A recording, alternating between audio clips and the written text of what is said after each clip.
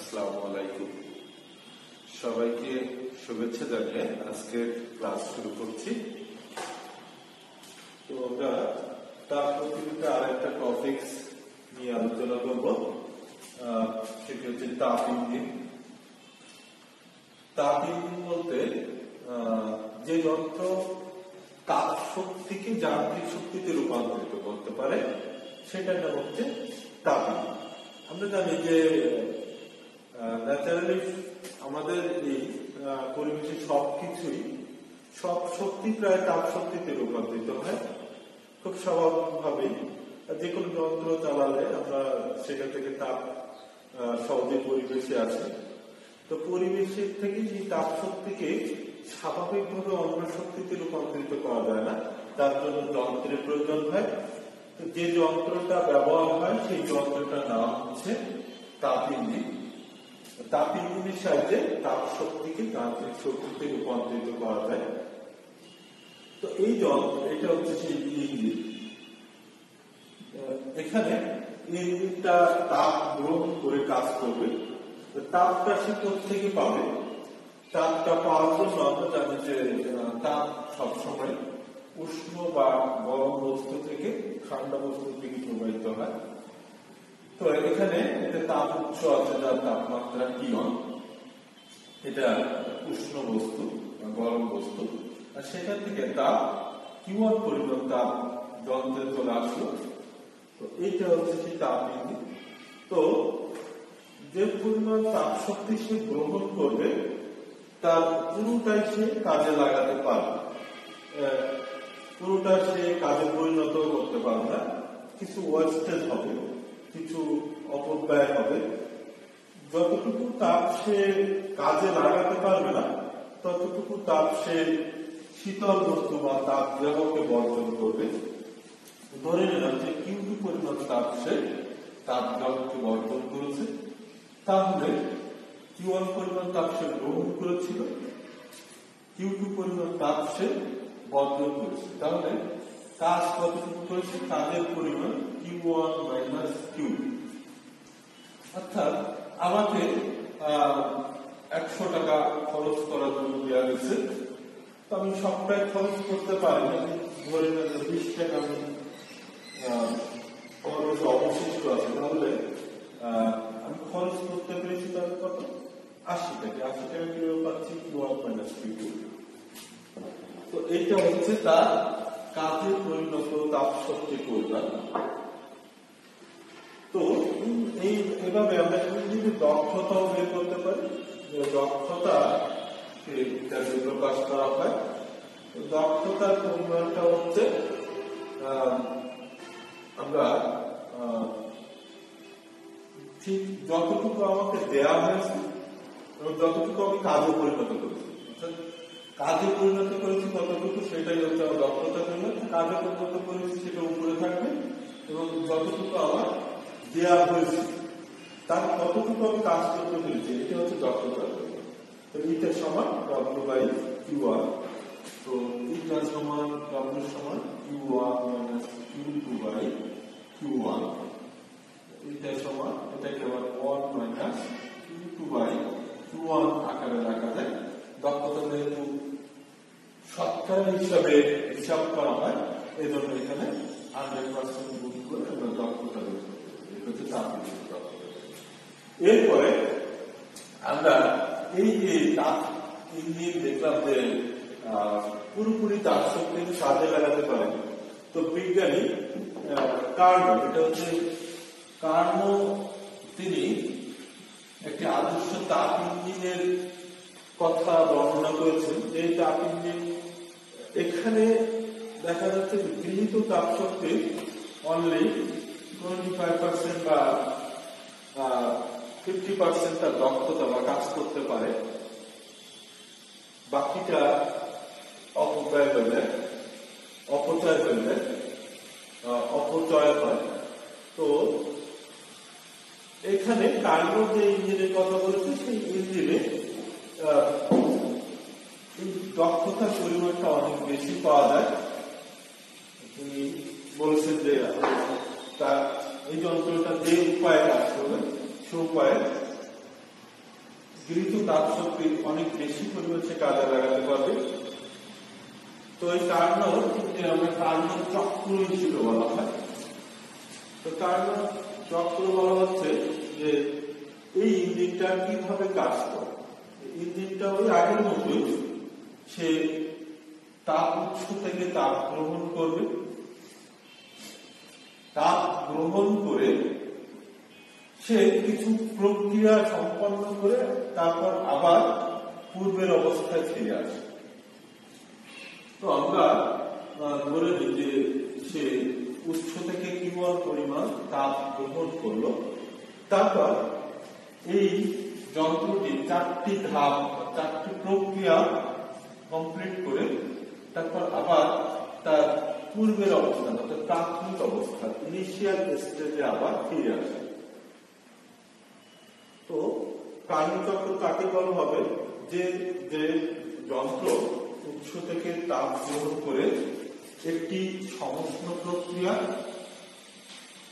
সমষ্ণ একটি রুদ্ধতাপীয় সমষ্ণ প্রসারণ, একটা রুদ্ধতাপীয় প্রসারণ, একটি সমষ্ণ সংকোচন, একটি রুদ্ধতাপীয় সংকোচন প্রক্রিয়া সম্পন্ন করে কিছু তাপদ্রবকে বর্জন করে তারপর পূর্বের অবস্থায় ফিরে আসে, সেই প্রক্রিয়াকে কার্নোর চক্র বলে। এখন আমরা এই যে কার্নোর চক্রের 4টি ধাপ দেখলাম, দেখে তারপর পূর্বের অবস্থায় ফিরে আসা, এই বিষয়টা সম্পর্কে আমরা একটু বিশ্লেষণ করি।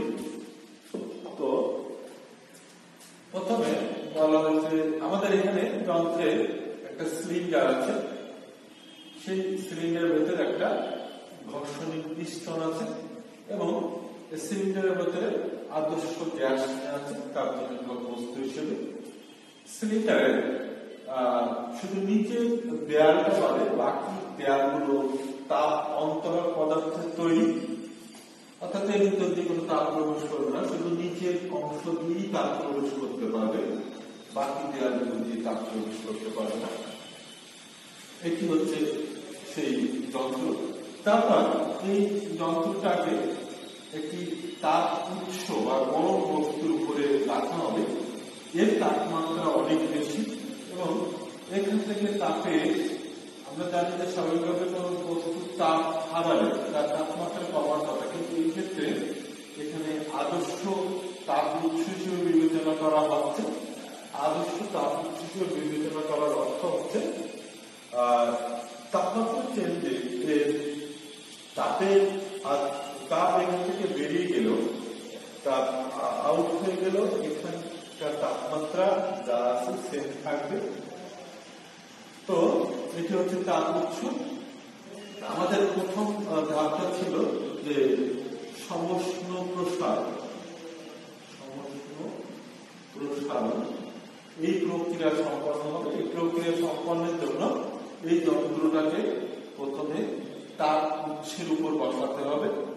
তো তাপ উৎসের উপর যখন যন্ত্রটা বসে তখন এই কার্যনির্বাহক বস্তু এখান থেকে কিউয়ান পরিমাণ তাপ শোষণ করবে।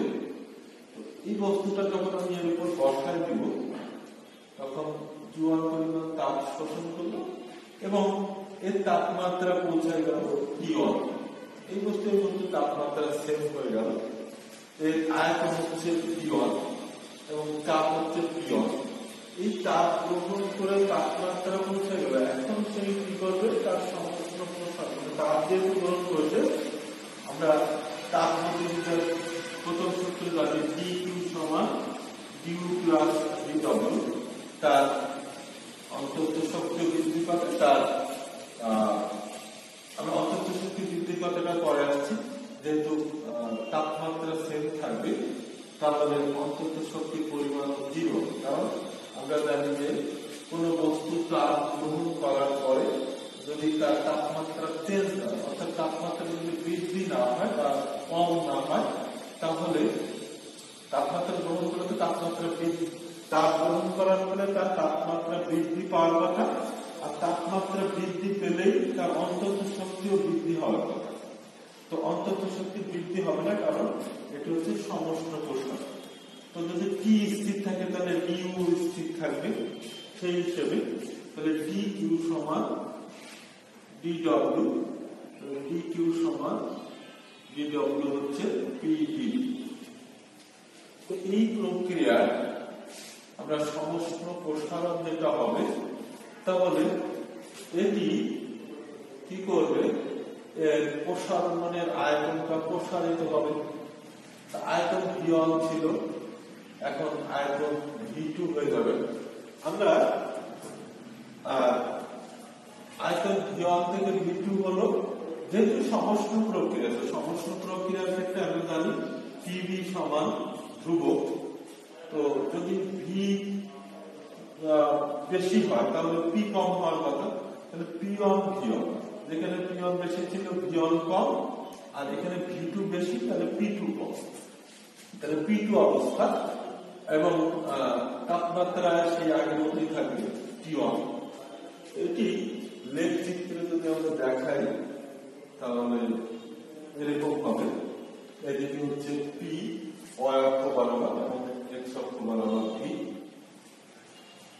তো প্রাথমিক অবস্থা আমরা বলছিলাম যে আমরা ধরে নিই এই অবস্থায় চাপ P1, এই অবস্থায় আয়তন V1, প্রাথমিক অবস্থাটা বলা হচ্ছে। তাহলে আমরা এখানে লিখছি P1 V1 এবং তাপমাত্রা T1।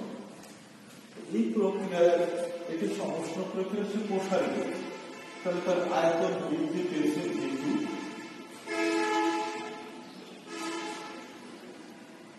V2, তার চাপ কমে গিয়েছে P2, তাহলে সেই অবস্থাটা এরকম, এবং তাপমাত্রা যা আছে তাই। তাহলে এটি হচ্ছে P2 V2 এবং T1 অবস্থা, B অবস্থা। তো এই অবস্থা থেকে B অবস্থা সে এই যে প্রক্রিয়াটা, এটা হচ্ছে সমস্ত বা আইসোথার্মাল প্রসেসে সে সমস্ত প্রক্রিয়া A থেকে B তে পৌঁছেছে। তো এই অবস্থায় পৌঁছানোর পরে এরপর যন্ত্রটা একটা সমস্ত প্রসারণ প্রক্রিয়া কমপ্লিট করবে। সমস্ত প্রসারণ প্রক্রিয়া কমপ্লিট করার পরে আমরা এরপরে দেখবো যে রুদ্ধতাপীয় প্রসারণ, প্রক্রিয়া হচ্ছে রুদ্ধতাপীয় প্রসারণ, সেকেন্ড প্রসেস।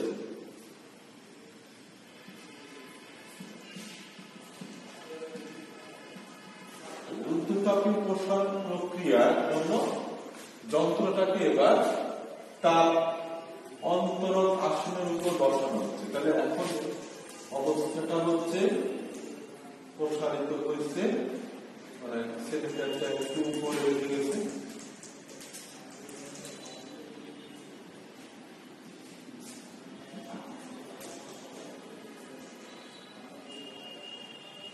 হচ্ছে P2 V2 এবং T1 অবস্থা।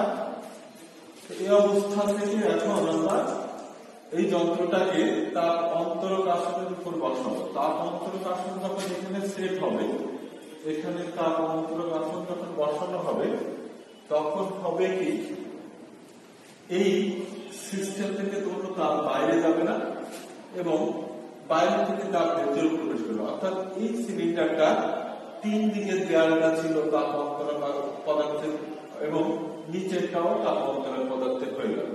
ফলে এই কার্যনির্বাহক বস্তু বা সিস্টেম থেকে তাপ বাইরে যাবে এবং ভেতর থেকেও তাপ বাইরে থেকেও তাপ ভেতরে প্রবেশ করবে। আমরা রুদ্ধতাপীয় প্রক্রিয়া এবং তাপগতিবিদ্যার প্রথম সূত্র dQ সমান U প্লাস dW থেকে পাই যে dQ টা হচ্ছে 0, তাহলে U প্লাস PV এই অবস্থা। তো যখন আমাদেরকে বলা হচ্ছে যে এই অন্তরক আসনের বসানোর পরেও ওই সিস্টেমটা আরেকটু প্রসারিত হবে, রুদ্ধতাপীয় প্রসারিত হবে।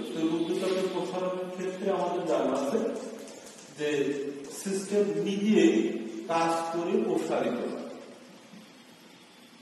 তা নিজে নিজে প্রসারিত হলো, সিস্টেমটা নিজের শক্তি ব্যয়ে প্রসারিত হলো। প্রসারিত হওয়ার ফলে তার আগের অবস্থা যদি এরকম ছিল এখন আর একটু বেড়ে গেছে, তাহলে চাপ আর কমে গেছে P3, আর একটু বেড়ে গেছে V3, এবং এই ক্ষেত্রে নিজের শক্তি ব্যয় করেছে প্রসারিত হয়েছে, এর জন্য তাপমাত্রা কমে গেছে। রুদ্ধতাপের প্রসারণের ক্ষেত্রে আমরা জানি তাপমাত্রা হ্রাস পাবে।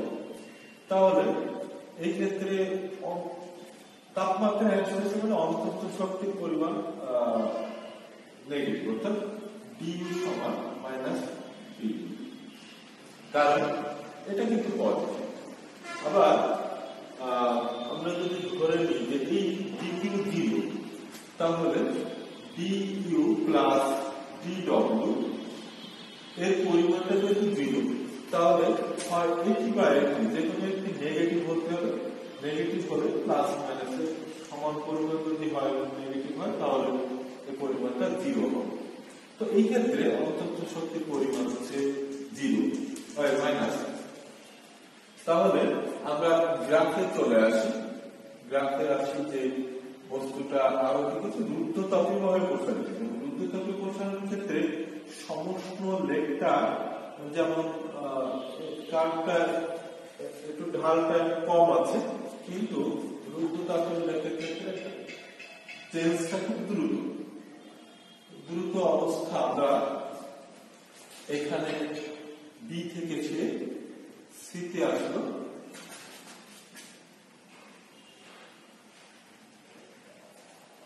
সি বিন্দুতে আসলো, তার আয়তনটা আরেকটু বেড়েছে, চাপটা আরেকটু কমে গেছে, এই অবস্থা। তাহলে এখানে তার চাপ হচ্ছে P3, আয়তন V3, এবং তাপমাত্রা যেহেতু কমে গেছে, তার তাপমাত্রা চেঞ্জ হয়েছে, সেটা হচ্ছে T। এখানে আমরা যে রুদ্ধতাপীয় প্রসারণ কমপ্লিট করার পরে এর তৃতীয় ধাপ, থার্ড স্টেপে যে প্রসেস, সেটা হচ্ছে সমষ্ণ সংকোচন। সমষ্ণ সংকোচন। তো সমষ্ণ সংকোচন প্রক্রিয়া কমপ্লিট করার জন্য আমাদেরকে এবার এই তাপগ্রাহক বা শীতল বস্তুটাকে, ইঞ্জিনটাকে শীতল বস্তুর উপরে বসাতে হবে। অর্থাৎ আমরা এই শীতল বস্তুর উপরে যদি বা ঠান্ডা বস্তুর উপরে যদি এখন যন্ত্রটা বসালাম, যন্ত্রটা বসানোর পরে সংকুচিত হতে হবে। এই গ্যাসটাকে পিস্টন দিয়ে বাহ্যিক কাজ করে তাকে সংকুচিত করা হবে। তাহলে পিস্টনটা একটু নিচে নেমে আসবে। পিস্টনটা যদি নিচে নেমে আসছে, তাহলে আয়তনটা একটু কমে যাচ্ছে। তার আয়তন ছিল P3 V3 এবং তাপমাত্রা ছিল T2। তো এটা আবার বলছে যে সমষ্ণ সংকোচন প্রক্রিয়া। তো সমষ্ণ সংকোচন প্রক্রিয়ায় এখানে সংকুচিত হবে, অর্থাৎ আয়তনটা ছোট হয়ে যাচ্ছে। আয়তন আগে V3 ছিল, এখন V4 কমে যাচ্ছে। তারপর চাপ বেড়ে যাচ্ছে, এবং যেহেতু সমষ্ণ প্রক্রিয়া, তাহলে তাপমাত্রা সেই T2 আগের অবস্থায় থাকবে, কিন্তু তাপমাত্রা এরকম অবস্থা থাকার কথা না। যেহেতু সংকুচিত করা হচ্ছে, তার অন্তত শক্তি বৃদ্ধি হচ্ছে, তাহলে তাপমাত্রা বৃদ্ধি পাওয়ার কথা। কিন্তু যে তাপ, সেটি হচ্ছে এই তাপগ্রাহককে Q2 পরিমাণ তাপ বর্জন করে তার তাপমাত্রা আগের অবস্থায় বজায় রাখছে। তারপরে সংকুচিত করার ফলে তার যে তাপমাত্রাটা বৃদ্ধি পাওয়ার দরকার, সে কিছু তাপ ছেড়ে দিয়ে তার তাপমাত্রাটা পূর্বের অবস্থায় রেখে দিয়েছে। তাহলে এই ক্ষেত্রে আয়তনটা ছোট হয়ে গেছে। আয়তনটা আগে যেহেতু সমষ্ণ প্রক্রিয়া, আবার এটা অতটা খারাপ হবে না। তো এখান থেকে আয়তন কম হচ্ছে এইদিকে, আয়তন কম এইদিকে, আয়তন কমে গেল, আয়তন হচ্ছে V4।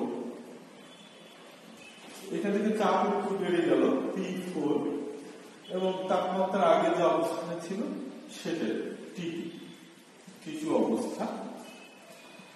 তো আমরা এই যে অবস্থাটা এখান থেকে লেফট করে এখান থেকে এ থেকে বিতে গেছে, বি থেকে সি থেকে আমরা এটা ডিলিট করে দিলাম।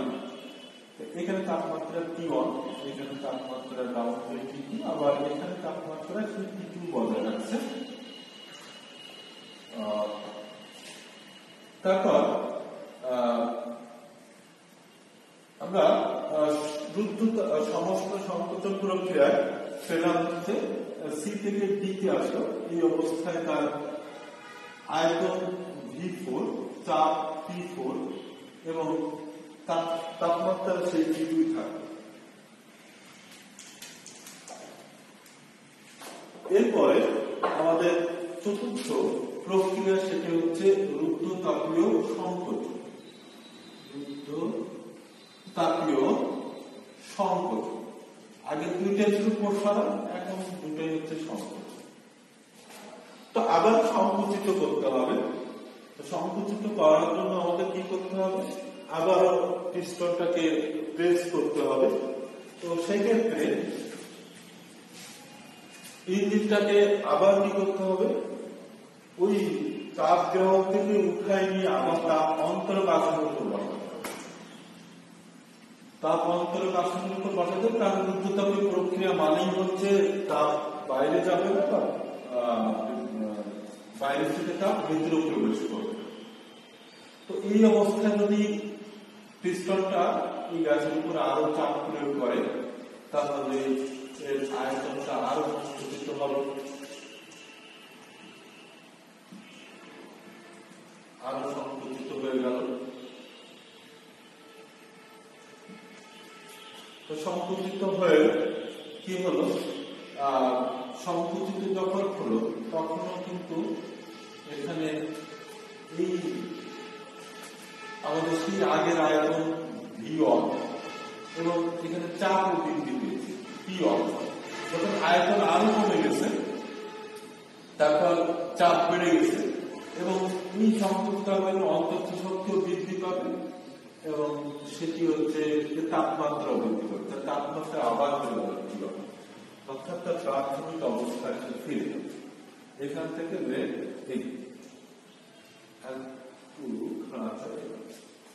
তাহলে দেখা যাচ্ছে যে